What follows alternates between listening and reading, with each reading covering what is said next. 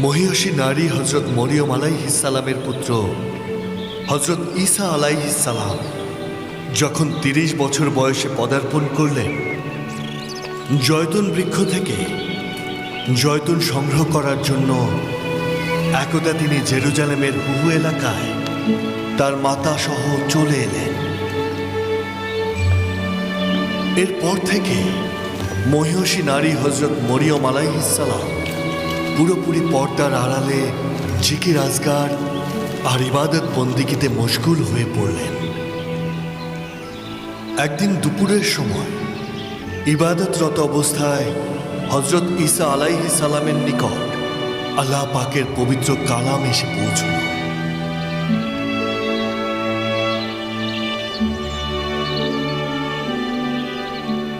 হে আমার পরওয়ারদিগার, নিজের নূরের আলোকে তাকে আলোকিত করুন। অগণিত ফেরেশতা একত্রিত হয়ে সমস্বরে বললেন, অবশ্যই আল্লাহর প্রশংসা করা উচিত। অতঃপর আল্লাহ পাকের বিশ্বস্ত ওহীর বার্তাবাহক ফেরেশতা জিবরাইল হজরত ঈসা আলাইহিস সালামের জন্য পবিত্র কিতাব ইনজিল নিয়ে এলেন। দেখে মনে হচ্ছিল উজ্জ্বল আয়নার ন্যায় দ্যুতিময়। অতঃপর সেই সময় হজরত মরিয়ম পুত্র ঈসা আলাইহিস সালামের কলবে পবিত্র কিতাব ইনজিল নাজিল হল।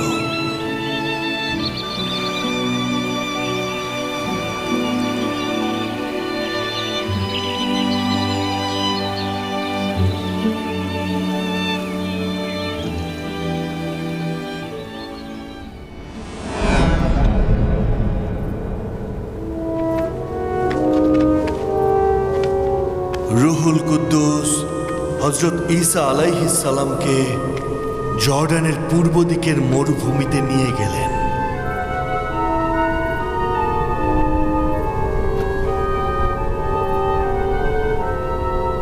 এই নির্জনতায় ঈসা আলাইহিস সালাম ৪০ দিন ও ৪০ রাত ক্ষুধা, তৃষ্ণা আর একাকিত্বের মাঝে মহান আল্লাহ পাককে স্মরণ করলেন।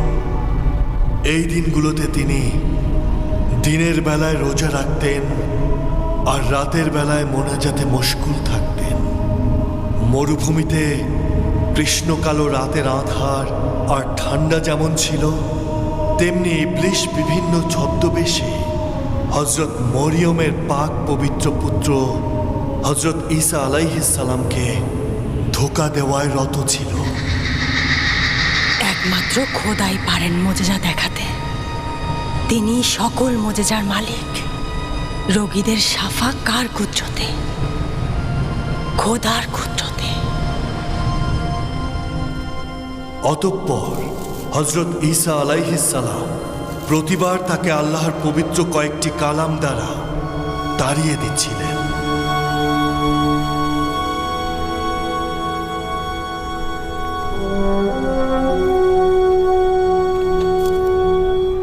ঈসা, তোমার মর্যাদা এমন স্তরে পৌঁছেছে যে তোমাকে পিতা ছাড়াই সৃষ্টি করেছেন।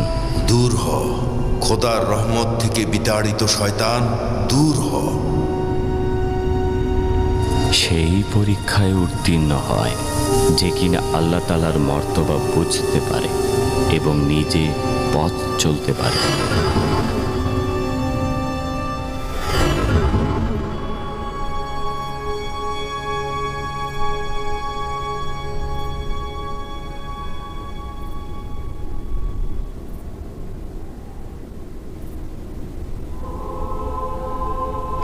পরীক্ষায় উত্তীর্ণের পর হজরত ঈসা আলাইহিস সালাম জেরুজালেমে ফিরে গেলেন। হজরত মরিয়মের পবিত্র পুত্র হজরত ঈসা আলাইহিস সালাম অন্ধ একজন ব্যক্তিকে দেখতে পেলেন।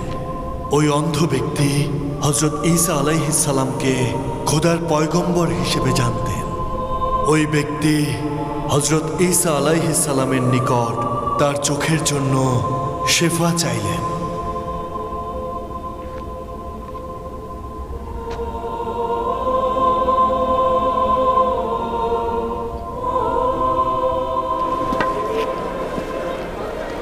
যেহেতু পবিত্র ইনজিল শরীফ নাজিল হওয়ার শেষ পর্যায়ে ছিল, ঈসা আলাইহিসসালাম নিজেকে বনি ইসরায়েলদের নিকট পয়গম্বর হিসেবে ঘোষণা দিলেন।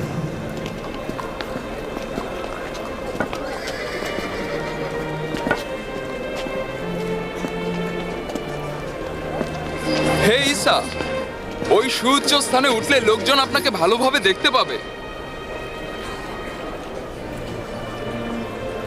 যদি কিছু বলার থাকে লোকজন শুনুক।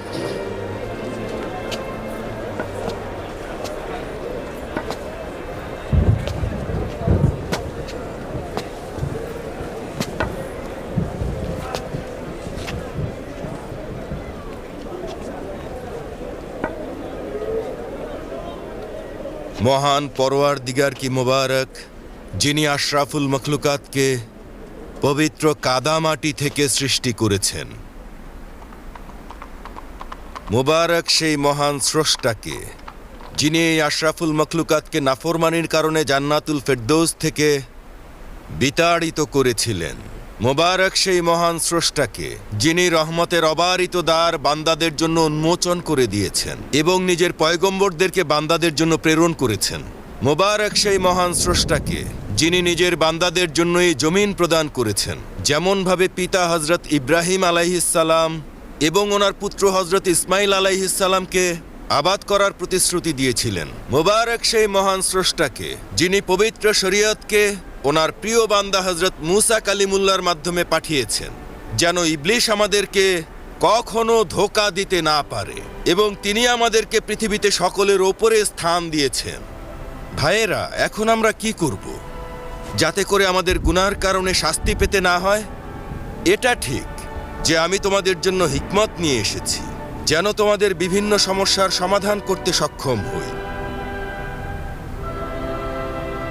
অতএব খোদাকে ভয় করো, তিনিই একমাত্র আমাদের পরওয়ারদিগার এবং সব কিছুর মালিক। তাই সমস্ত সত্তা দিয়ে ওনার ইবাদত করো, এটাই একমাত্র সঠিক পথ।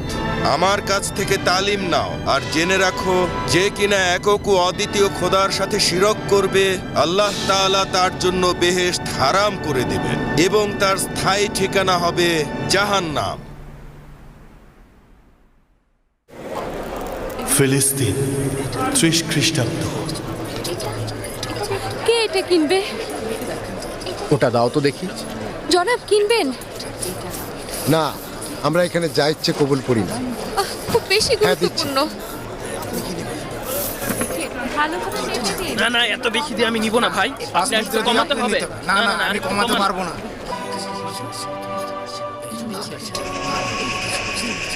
দারুণ বুদ্ধি।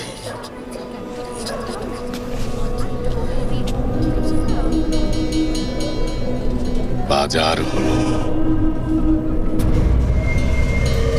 হট্টগোল বাঁধানোর উৎকৃষ্ট জায়গা। কি করতে চাইছো?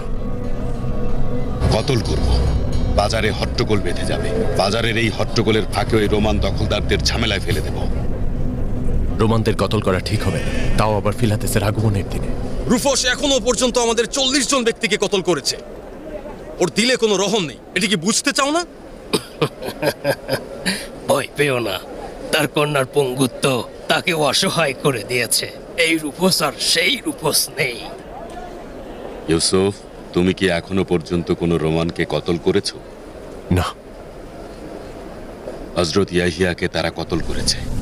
যদি তুমি হজরত ইয়াহিয়ার প্রকৃত বন্ধু হও, তবে অবশ্যই এই খুনের বদলা নেবে। সুযোগের অপেক্ষায় রয়েছি প্রতিশোধ নেয়ার। কিন্তু ওই রোমানদের কতল করে কি ফায়দা? শুধু পরিস্থিতি ঘোলাটে হবে। একজন রোমানের বদলে কয়েকজন ইব্রানিকে ক্রুশে ঝুলিয়ে কি লাভ হবে বলো তোমরা? এখন আর এইসব বলার সময় নেই। ওরা সাধারণ মানুষকে কতল করছে। আমার এবং তোমার খোদা এরা ভীত নয়, কোনরূপ দলিল ছাড়াই এরা আমাদের কতল করছে। এটি ইহুদিদের অঞ্চল। পয়গম্বর খেলা অনেক পূর্বেই খতম হয়ে গিয়েছে। এসকারিয়ত